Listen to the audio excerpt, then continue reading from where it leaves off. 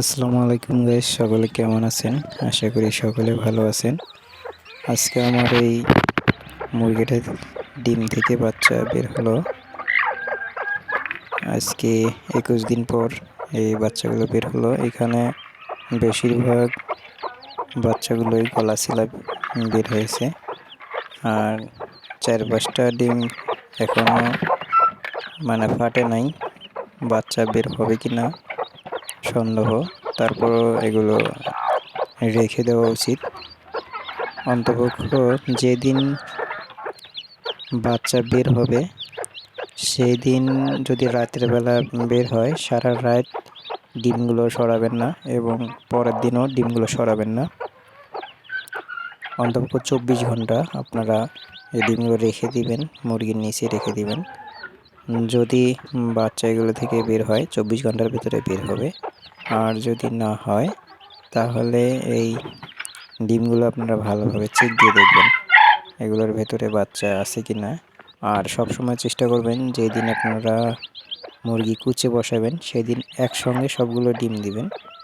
আজকে ডিম দিলেন, তারপর আবার 1-2 দিন পর আবার 2-3টা দিলেন, এরকমভাবে দিবেন না। নাহলে ওই পরে যে ডিমগুলো দিবেন ওই ডিমগুলো থেকে বাচ্চা বের হবে না। ওইদিকে অবশ্যই আপনারা খেয়াল রাখবেন।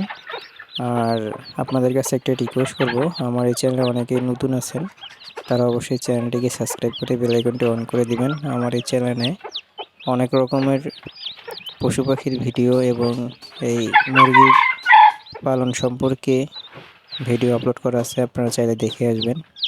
আর যারা আমার চ্যানেলটিকে সাবস্ক্রাইব করছেন তাদেরকে অসংখ্য ধন্যবাদ। এই ডিমগুলো আপনারা ভালোভাবে দেখবেন। আসলে কোনো সাইড দিয়ে যখন বাচ্চা বের হবে তখন ছোট্ট একটা ফুটা হবে প্রথমে, ওই ফুটোটা থেকে আস্তে আস্তে বাচ্চাটা নিজে নিজে বের হয়ে যাবে।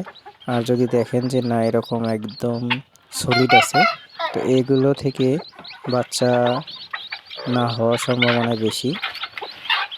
তারপরও আপনারা এভাবে যতগুলো ডিম থাকবে ভালোভাবে চেক দিয়ে দেখবেন।